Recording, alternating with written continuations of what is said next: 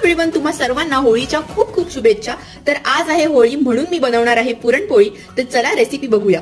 दिसतीया भारी नेसुनी साडी, काळजाच पाणी पाणी करतीया पोरही, अदा क्यूट वाली गावरान बोली, खट्याळ थोडी माझ्या काळजाची चोरही, थोडं माझ्या पिरामात पड तू ग बाई, खुळ्यागत झाला मन तुझ्याच बाई, आता मला लागली या लग्नाची घाई, भाई आता बोलू नको अग माझी राणी, होशील का या पठ्याची सोबर घरवाली,